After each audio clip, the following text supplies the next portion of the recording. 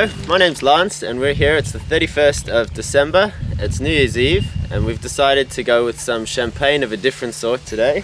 We have John Champagne, Transition Bondi, doing a little bit of a tour, and we've come to visit John Champagne.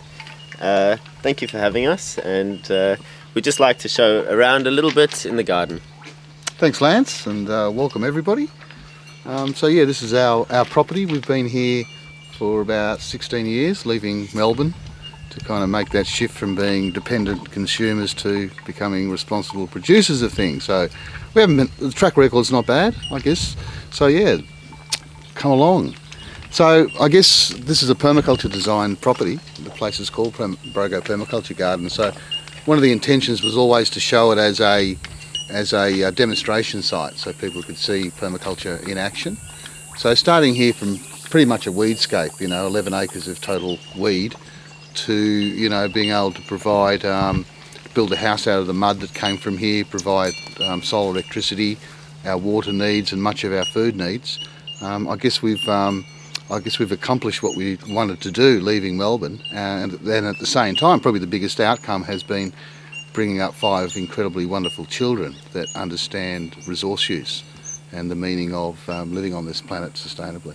So, thank you. Welcome to the tour. So one of the things we understand well in permaculture is this kind of concept of zoning, of placing elements in systems depending on how often you visit them. And so you've got the house here, which is passive solar facing north. So right outside that kitchen door, you go past the cob oven, where we do a lot of cooking, and then into the veggie garden. So this is where you spend most of your time, I guess, on your properties, in the vegetable garden, because of a lot of the sowing of seed, the harvesting, the pruning, the mulching, the composting, all that. So a lot of time spent here, so very close to the house. And I guess as you walk around here, you can see, we're in the spring or late spring summer garden now, and you've got your tomatoes coming on, eggplants, lettuces, salad stuff, things like that. So in terms of, meeting our vegetable needs, we're certainly not 100%, but each year is very different depending on the season and how much energy we have to put into it. But it does provide a lot of the food for most of our meals. So all the composting happens here. So it's that trek you do daily to the chook pen. So the chook pen is really on that edge between zone 1 and 2 is where you should put your chook pen, I reckon, and because you've got to collect eggs every day. And on the way from the kitchen, you're going past composting areas, so it's that, that thinking about energy efficiency all the time and making it nice and easy. So as you can see down there, we've just harvested globe artichokes, which Sharon's sort of bottled up in some lovely oil and vinegar, and potatoes we're harvesting, and yeah, a few fruit trees in here, like the tamarillo goes quite well in here, but really it's sort of your annual sort of cropping area rather than large scale fruit area. Da, da, da, da. So in here we're sort of in the beginning of zone 2, and we've got the chook roosting area here, and then I've got 4 distinct areas I can place the chickens. There's one right here, there's the straw yard there, and then a mulberry patch and the stone fruit. So I can move chickens around at certain times of year when I want it. And this is an example of a espalier fruit tree, just using edge there. One of the principles of permaculture is maximising that edge, and just seeing that as a vertical space, which anyone who has a backyard in urban areas could simply utilise by maximising that edge and planting espalier fruit trees right around the edge. The comfrey here again is edge, but it also provides a lot of mulch for potatoes and things like that. So I'm continually harvesting that plant, and some interesting species here. There's a lot of species just coming up here. It's more your Asian veg garden. You've got things like turmeric just coming up now, gingers, galga, lemongrass, stuff like that is stuff that we're sort of bringing up at this time of year.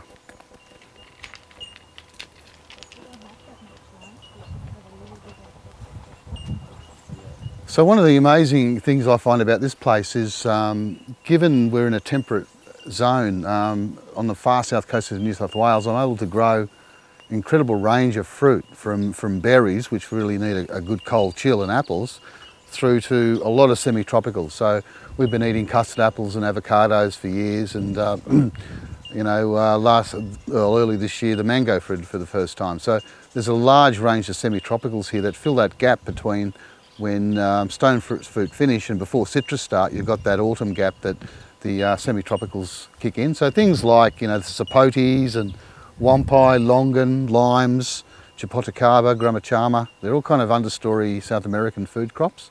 So we get a lot of benefit out of, I guess, filling that gap with semi-tropicals and understanding good microclimate design and how you minimise frost to allow that to happen. It's elevation based and barrier planting and vegetative barrier planting. Okay, so here we're in another part of Zone 2, which is the stone and pome fruit orchard. So in here you've got all your apples and your plums and your nectarines and peaches and cherries and things like that. So it's totally covered because of the bird, the parrots and bowerbirds and animals such as that. So it's totally netted in so they can't eat the fruit. And I guess the animal we have in here is the Muscovy duck. So it's kind of an interesting animal in that it's sort of half duck, half geese. It has the function of both. So it'll eat grass, but also eat the snails and stuff. And so it's doing grass control, fertilising, and they breed pretty heavily. So we eat a lot of the progeny that arrives. So we eat a lot of duck. So the aspect we've got here on this place is on an eastern slope. So the house is kind of turned to face the sun, north. But the whole property, I guess, you know, crescents from the east right through to facing north. So it's got a lot of different microclimate. It's got certainly different soil types within it, a little bit of basalt, but mostly decomposed granite. No permanent water on site, but certainly springs that we're about to tap into. So the main watering here has been collection off roof, a few sort of small dams and ponds, but I guess the main earthworks, particularly up higher, which we'll go to, is earthworks.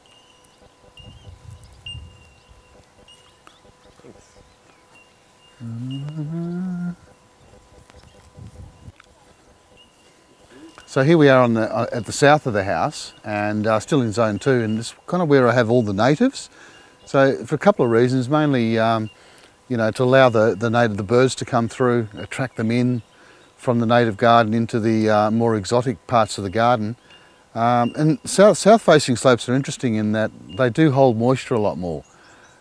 So you know, frost-tender plants go quite well here, and in this sort of bush food area, I've got plants such as the native tamarind there that's been fruiting for a number of years, which is absolutely excellent. That's the short-leaf native tamarind, and the big fella up there is the broadleaf native tamarind, which hasn't fruited yet. But these are sort of understory rainforest species.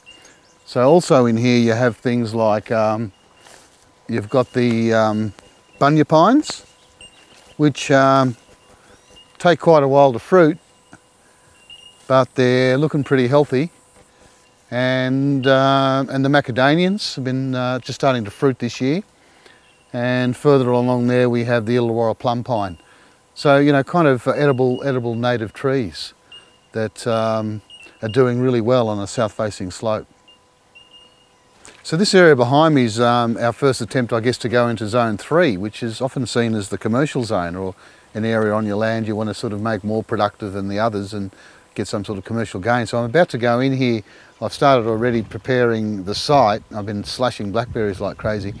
And in a few weeks I'll have an excavator on site. We'll be doing a food forest workshop.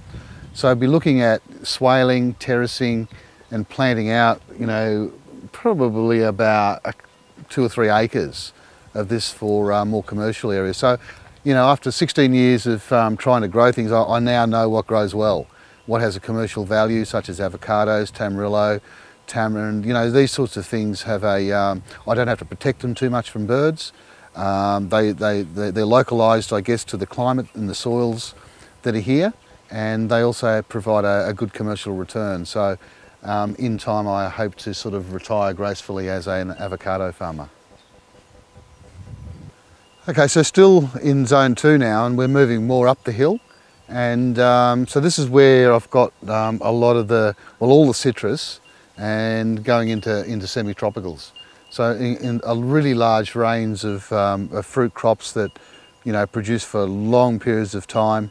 Don't need to be netted. You know, birds here, they might eat the odd citrus and hollow one out, but they'll leave 99%. So it's one of those areas of working out exactly what your birds do decimate and what they don't, and, you know, what goes under netting and what doesn't need to go under netting. So it's a thing to sort of work through. But some of the standout varieties here, the Feijoa here, this hedge.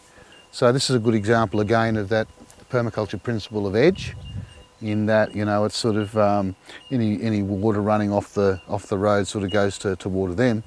And when the kids came off the bus at the top of the driveway, they used to come along the road, and with the Feijoas being on the edge, they'd fill their stomachs up before they hit the fridge. So always using edge all the time. Very good. So here in the middle of the citrus semi-tropical area, you know, it's interesting, this concept of permaculture being a food forest, replicating what forests do. And you know, you look at a forest and you've got, you know, different stratas. You've got your tall canopy species, your small trees, your shrubs, your ground covers. You've got that layer, and what we try and do in permaculture is replicate that. So, you know, we're looking at, okay, what nitrogen fixing species we put in here. So Acacia floribunda here are scattered through here to do nitrogen fixing, but also provide mulch. And then a lot of support plants, you know. So a traditional commercial orchard, you'll see one species in straight rows with brown rings where they put Roundup everywhere.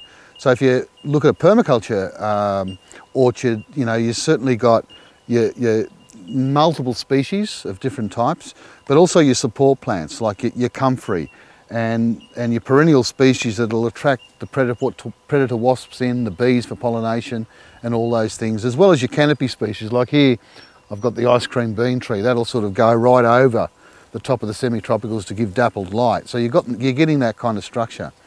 And I guess the only animal I've still got to put in here is probably the Chinese geese. So they'll be the kind of understory doing a lot of the pest control, but also fertilising, mobile fertilisers, you know, doing that function. So I guess, you know, if the concept of permaculture is to hold true, that, you know, your input as the designer, as the years increase in the system, become less and less, and the yield increases. So that's what's happening here. The early years were hard in terms of establishing and not getting much of a yield, but each year my input into this system is less and less. Basically I'm foraging, I'm harvesting here, and the yield goes up and up, and my time in it becomes less and less. So I guess, hey, it works. So one of the interesting areas of this site here is, I guess, there's vegetative barrier, or shelter belts that we call them, that is doing, you know, a number of things. In terms of wind, it's stopping a lot of those strong westerly winds coming down here. So it's giving things like citrus and avocados and that don't like wind. So it's a nice sort of warm pocket, like a sun trap.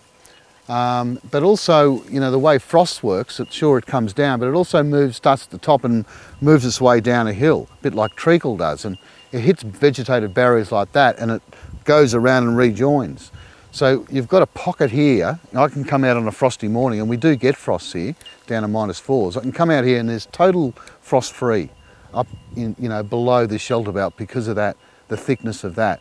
So in here, you know, I've got, we've been eating custard apples, the mangoes fruited there before, you've got jambu, and I'll be planting bananas along that swale there.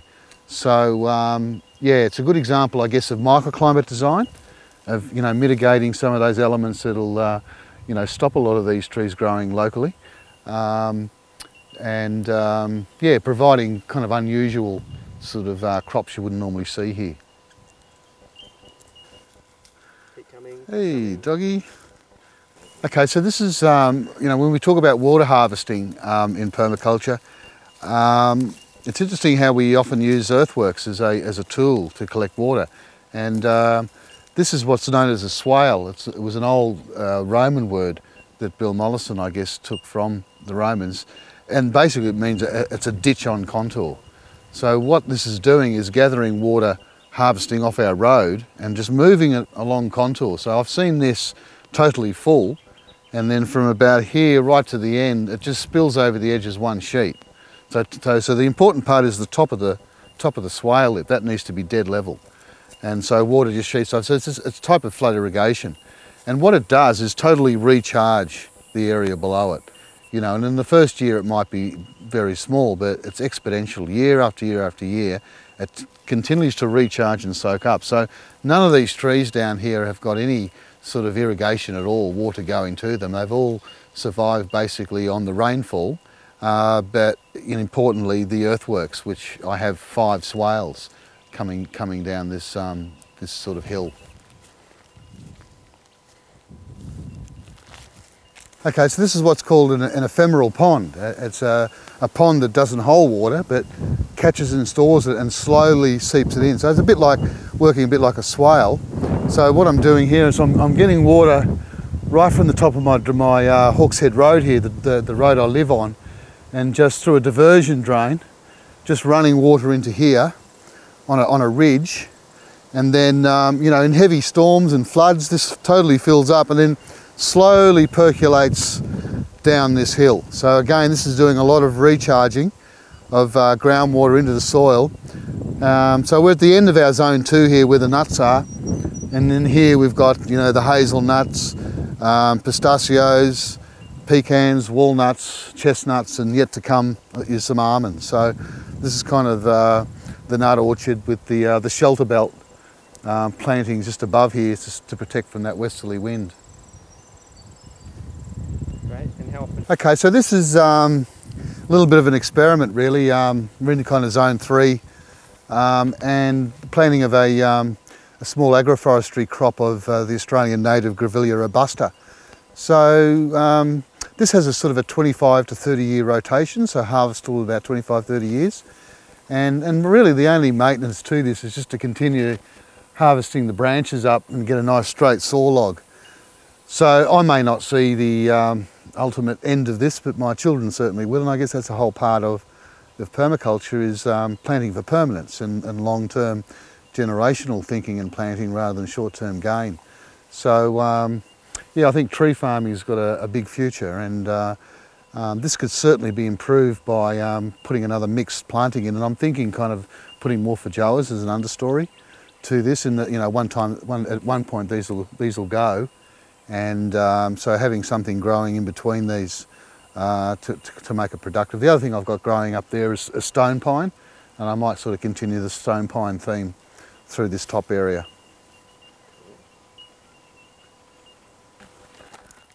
I work here in the Bega Valley as both a consultant and I teach permaculture courses, and I do one local one every year in the springtime. We do that at the crossing in Bermagui, and yeah, I found it a really powerful, I guess, way of building your local community by teaching local courses to local people, and yeah, just building up that, I guess, that social fabric that you need to build a critical mass if we're going to go through some pretty uncertain times in the future. You really need to build up that momentum, and so yeah, I've been sort of doing these courses for the last 8 years in the valley, and yeah, look, if anyone's interested in doing a course specific to temperate regions, so southeastern Australia, you can find details on my website at www.permaculturedesign.com.au. So I hope you've enjoyed a tour around our place here in Brogo, and look forward to maybe meeting some of you sometime in the future, either in a course or a convergence or somewhere like that. Thank you.